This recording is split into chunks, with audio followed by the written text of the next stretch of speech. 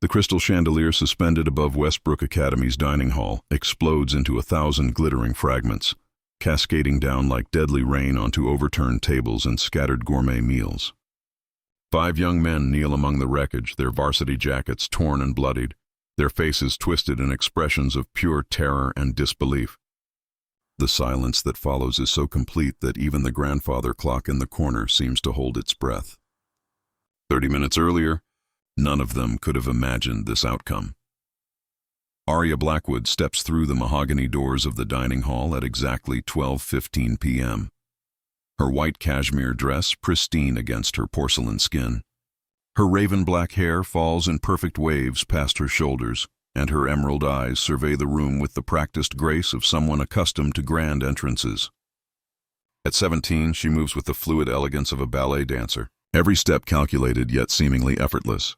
Westbrook Academy attracts the children of senators, tech moguls, and old money families. But even in this environment of carefully curated perfection, Arya stands out. She approaches the salad station with measured steps, selecting organic greens and heirloom tomatoes with methodical precision. She chooses a table in the northeast corner, positioning herself with her back to the wall and clear sight lines to every entrance. They don't notice how her left hand rests near her napkin in a way that would allow instant access to the sterling silver steak knife, or how her eyes periodically scan the room with systematic thoroughness. As she cuts her heirloom tomatoes, the blade moves with surgical precision, each slice exactly 3 mm thick. This is not the casual knife work of a privileged teenager learning proper etiquette. This is the muscle memory of someone who has wielded blades for purposes far more serious than dining. A thin scar on her left wrist catches the afternoon sunlight, barely visible beneath her platinum bracelet.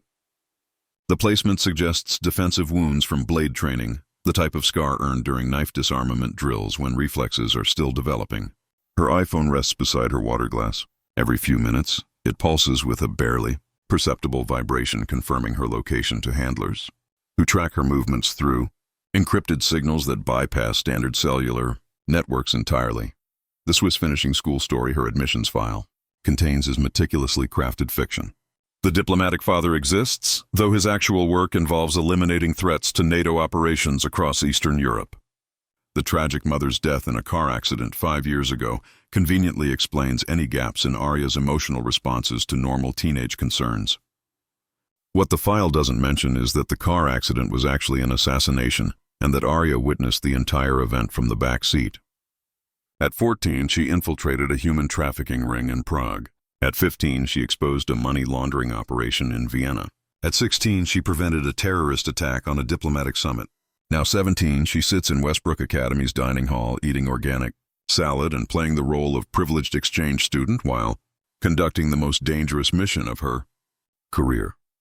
The laughter begins from across the room where 5 young men occupy the table traditionally reserved for Westbrook's athletic elite. Draven Ashford, 18, and built like a classical statue brought to life, leans back in his chair with the languid confidence of someone who has never encountered genuine opposition.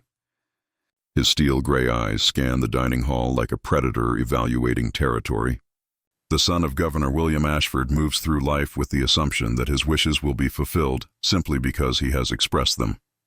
Cassius Vale sits to his right, consulting his phone with focused attention. As the son of federal Judge Harrison Vale, Cassius has inherited both his father's sharp intellect and his understanding that information is the most valuable currency in any social system. Orion Cross occupies the chair across from Draven, his laptop open despite dining hall regulations. The son of a tech magnate whose trust fund could purchase the school outright. Zane Fletcher provides the muscle to their operation, his massive frame straining against his tailored blazer. A defensive end who has already received scholarship offers from every major university. Axel Romano completes their circle, his dark eyes constantly moving as he analyzes the social dynamics playing out around them. Together, they form what the rest of Westbrook privately calls the inner circle. For 3 years, they have ruled the school through a combination of inherited power, strategic cruelty, and the administration's willful blindness to their methods. Draven's attention fixes on Arya with the focus of a hunter who has identified particularly interesting prey. New girl, he observes, his voice carrying casual authority. European, judging by the posture and the way she holds her fork. Orion's fingers pause in their typing as he accesses the school's database. Arya Blackwood transferred from Institut La Rose in Switzerland. Father works for the State Department Diplomatic Services. Mother deceased. Clean academic record. No disciplinary issues. No social media presence whatsoever. That final detail makes Axel lean forward with interest. She's mine, Draven declares with casual certainty. The statement carries the weight of absolute authority. Draven stands with fluid grace, adjusting his blazer. He crosses the dining hall with measured steps, his presence causing conversations to pause as students recognize the significance of his movement. Arya continues eating her salad with mechanical precision, seemingly oblivious to the attention focused on her table. She doesn't look up when Draven's shadow falls across her meal. Mind if I join you? His voice carries practiced charm. The question is rhetorical. He's already pulling out the chair across from her. Actually, I do mind. Arya's response comes without hesitation. She continues cutting her tomatoes with the same methodical precision. I prefer eating alone. The rejection is so direct, so completely unexpected that Draven actually pauses. In 4 years at Westbrook, no one has ever simply told him no. I don't think you understand, he continues, settling into the chair despite her objection. I'm Draven Ashford. My father is Governor Ashford. I run the social scene here at Westbrook. Arya finally raises her eyes, meeting his gaze with steady assessment. Her green eyes hold no trace of the awe or nervousness that typically accompanies his introductions. Fascinating, she says, returning to her salad. And I'm Arya Blackwood. My father negotiates arms treaties. I run my own life. Now please leave me alone. The dismissal is so complete, so casually delivered that Draven feels something he has rarely experienced. Genuine confusion mixed with wounded pride. Cassius appears at his shoulder. Sorry about my friend here, Cassius interjects with practiced diplomacy. He's not used to meeting girls with actual class. I'm Cassius Vale. My father sits on the Federal Circuit Court of Appeals. Congratulations on your genetic lottery success. Now both of you can leave. Orion joins them, laptop balanced casually in one hand. Actually, Arya, he says, emphasizing her name with subtle mockery. I've been looking into your background. Interesting gaps in your digital history. No social media, no tagged photos from friends, no digital footprint at all until about 6 months ago. For the first time, Arya's mechanical eating pattern pauses. The hesitation lasts exactly 2 seconds before she resumes cutting her tomatoes. Some people value privacy, she responds evenly, especially when their fathers work in sensitive government positions. Axel completes their formation, sliding into the chair beside Arya without invitation. You know what I find interesting? Axel's voice carries silky menace. Girls who try too hard to seem mysterious usually have the most boring secrets. Daddy issues, eating disorders, cutting themselves for attention. Which category do you think you fall into? Arya sets down her knife with deliberate precision. When she turns to face Axel, her smile contains no warmth whatsoever. I think you're projecting, she says quietly. Boys who need to travel in packs and attack girls eating lunch alone usually have the most fragile egos. Abandonment issues, performance anxiety, compensating for physical inadequacies. Which category do you think you fall into? Axel's face flushes red as his own techniques are turned against him. Draven leans forward, his mask of charming sophistication finally slipping. Here's what's going to happen, he says, his voice dropping to what he considers his intimidating register. You're going to apologize for being rude to my friends. Then you're going to accept my invitation to dinner this weekend, or your time at Westbrook is going to become very unpleasant very quickly. Arya's phone pulses with another barely perceptible vibration. This time the signal carries different information, confirming that her targets have revealed themselves according to operational parameters. Phase 1 of her mission has succeeded ahead of schedule. She stands with fluid grace, gathering her belongings. Actually, she says, slinging her designer bag over her shoulder, here's what's going to happen. You're going to leave me alone, continue your little boys' club activities, and pretend this conversation never occurred. Or you're going to discover that some people bite back harder than you expect. Draven stands as well, his height advantage allowing him to tower over Arya. His hand moves toward her arm, intending to grab her wrist. His fingers never make contact. Arya's movement is so subtle, so economical that witnesses disagree about what exactly happens. Her body shifts slightly. Her weight redistributes almost imperceptibly, and suddenly Draven is stepping backward to avoid falling over his own chair. "Oops," Arya says mildly, already walking toward the exit. "These floors can be slippery. You should be more careful." She moves through the dining hall with unhurried steps. Behind her, the inner circle stands in various states of confusion and wounded pride. Students throughout the dining hall pretend to focus on their meals while secretly observing the unprecedented scene. Arya reaches the corridor outside the dining hall before pulling out her phone. Her fingers move across the screen with practiced efficiency, typing a message that appears to be a simple text, but actually contains encoded intelligence. Target confirmed. Ashford demonstrates expected psychological profile.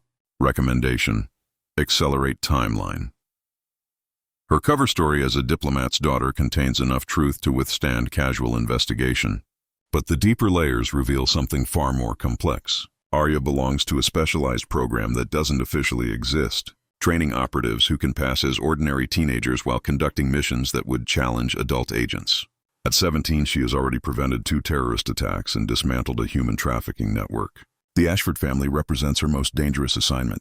Yet, intelligence gathered over 18 months suggests that Governor William Ashford has been using his political position to facilitate criminal operations. Money laundering, weapons trafficking, and drug distribution all flow through networks that his son helps establish within elite academic institutions. Draven doesn't know he's being groomed as the next generation of the family business. Inside the dining hall, the inner circle regroups around their usual table. "Run deeper background checks," Draven orders Orion, his voice tight with controlled anger. "I want to know everything about her." Orion's fingers dance across his laptop keyboard. Within minutes, he's bypassing security protocols that would stop most professional investigators. "Something's wrong with her files," he reports. "The deeper I dig, the more inconsistencies I find. Her academic records from Institut La Rose are perfect, but they're too perfect. Witness protection, international espionage, criminal background being scrubbed," Cassius suggests. "Doesn't matter what she's hiding," Zane rumbles. "She disrespected Draven in front of the whole school. I can't stand." Meanwhile, Arya has moved to the library's 3rd floor. Her phone buzzes with an incoming call from a number that doesn't appear in any directory. She answers without speaking. Asset in position. Primary target showing expected behavioral patterns. Request permission to proceed to containment phase. Negative. Maintain cover until secondary targets reveal themselves. Intelligence suggests broader network than initially assessed. Your safety remains priority 1. The first sign of retaliation comes during the transition between 4th and 5th periods. Arya opens her locker to find a photograph tucked between her textbooks. A picture of her entering the library. On the back, someone has written, "We see you." Her phone receives the next message during advanced literature. A text from an unknown number containing a single word, "soon." The psychological pressure intensifies during lunch. Her meditation is interrupted by Cassius Vale entering the classroom with documents that shouldn't be accessible to students. He sits down across from her with the confident air of someone delivering an ultimatum. "Interesting reading material," he observes, glancing at her chemistry textbook. "Particularly the section on improvised explosive devices. Are you planning something dangerous, Arya?" "It's homework for advanced chemistry." Cassius places a manila folder on the desk between them. "My father has connections throughout the federal court system. Judges who owe him favors, prosecutors who respect his opinions. I mention this because false accusations about dangerous activities can have serious consequences for international students. Immigration status can be reviewed. Academic visas can be revoked." He opens the folder slightly, revealing documents that appear to be official immigration paperwork bearing her name. These documents suggest otherwise. They indicate that your visa application contained false information. Immigration fraud is a felony that results in immediate deportation. Arya allows her composure to crack slightly, permitting a tremor in her voice. "Those documents are false. My father works for the State Department. Everything in my application is accurate. Prove it." Cassius closes the folder with a soft snap. "Draven wants to see you in the old gymnasium at 8 tonight. Come alone. Bring any evidence you have about your background, and maybe we can resolve this misunderstanding quietly." "What if I refuse?" "Then these documents get forwarded to Immigration and Customs Enforcement tomorrow morning." Behind him, Arya maintains her expression of worried uncertainty until he's completely gone, then immediately activates her phone's secure communication system. "Control, this is Asset 7. Targets have escalated to federal crime simulation. Request immediate backup authorization for tonight's confrontation. Negative on backup. Maintain cover integrity. Local law enforcement has been compromised. You're authorized for necessary force if directly threatened. The old gymnasium sits in Westbrook's oldest building, a Gothic structure that predates modern security systems. Arya arrives at exactly 8:02. Her outfit appears casual but actually provides maximum mobility. The gymnasium's interior is lit by industrial fixtures that create harsh shadows. The inner circle emerges from the shadows like predators. They spread out in a formation that blocks the main exits. Draven steps forward with measured pace. "You came," he observes with satisfaction. "Smart choice." Arya positions herself in the center of the gymnasium. "You said you wanted to resolve the misunderstanding about my background," she says, allowing a tremor of fear to color her voice. "Oh, we're going to resolve several misunderstandings," Axel interjects. "Starting with your attitude problem. Here's what's going to happen," Draven begins. "You're going to apologize for disrespecting us in the dining hall. Then you're going to agree to certain social arrangements that will demonstrate your proper understanding of Westbrook's hierarchy." "What kind of arrangements?" she asks.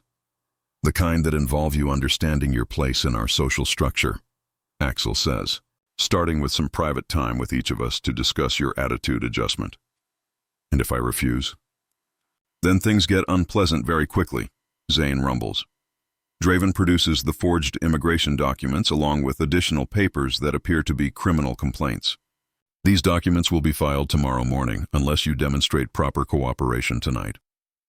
Immigration fraud, terrorist connections, drug trafficking allegations. Arya's phone, set to record mode since her arrival, captures every word while transmitting the audio to handlers. "You're making a mistake," she says quietly. "But I suppose everyone learns from their mistakes eventually." Something in her tone triggers Draven's instinct for violence. He lunges forward with aggressive confidence. His hands never reach their target. Arya's response begins with a subtle shift in weight distribution. Her right elbow drives backward into Draven's solar plexus with enough force to empty his lungs and drop him to his knees. Zane charges forward with devastating momentum. Arya sidesteps his rush while extending her leg at precisely the right angle to send his own momentum into the gymnasium's brick wall. With a sound like a car accident, Cassius abandons his observer position. Arya's messenger bag swings in a precise arc that catches him across the temple with enough force to render him unconscious. Axel attempts to circle behind her. The ceramic coffee mug from her bag becomes a projectile that connects with his forehead at exactly the right velocity. Orion attempts to flee toward the main entrance. Arya's pursuit demonstrates speed that has allowed her to outrun trained assassins. Her shoulder check sends him into the gymnasium doors with enough force to trigger the emergency alarm system. The entire confrontation lasts 8.3 seconds. Arya stands among the wreckage, her white dress somehow still pristine. Her breathing remains controlled, her posture relaxed. The emergency alarm continues wailing while she retrieves Draven's folder of forged documents, photographing each page. Federal agents arrive before campus security. Agent Patricia Chen enters the gymnasium with her badge already displayed. "Miss Blackwood, are you injured?" "No, Agent Chen. These boys attempted to assault me, but their coordination was poor and their technique was worse." Behind Agent Chen, additional federal agents begin processing the scene. Cameras capture every angle. Evidence bags preserve crucial documents. Governor Ashford arrives 20 minutes later. His son lies unconscious while federal agents collect evidence that will destroy everything the family has built. "This is outrageous," he blusters. 5 boys attacked by 1 girl. "I demand to know what kind of weapon she used." Agent Chen produces documentation. "Your son and his associates attempted to commit multiple federal crimes, including extortion, immigration fraud, and conspiracy to distribute controlled substances." Miss Blackwood defended herself using techniques learned in self-defense classes at her previous school. Within 72 hours, the federal investigation explodes into national headlines. Bank records expose money laundering across 5 states. Communication logs reveal drug networks through 12 elite schools. Senator William Ashford resigns under investigation while Judge Harrison Vale recuses himself from all cases. 43 arrests dismantle a criminal empire that operated with impunity for nearly a decade. Months later, Arya sits in a California coffee shop reading a university acceptance letter she'll never use. Agent Chen slides into the opposite chair, carrying a folder marked Blackstone Preparatory Academy. Ready for your next assignment? Arya examines documents revealing identical criminal patterns among politically connected students on the West Coast. How many schools total? 47 identified so far. But we now have proven infiltration methods. Arya nods, gathering belongings with practiced efficiency. Her next identity is already under construction. Walking toward her rental car, Arya's phone buzzes with a message from an unlisted number. The text contains only a crown emoji followed by coordinates she recognizes from classified briefings. The symbol confirms her Westbrook. Success has attracted international criminal. Attention, she deletes the message and drives toward the airport where a private jet waits to transport her to briefings that will prepare her for challenges that make Draven Ashford's crew look like amateur hour. Behind her, Westbrook Academy rebuilds, unaware that their nightmare was just one small piece of a global puzzle.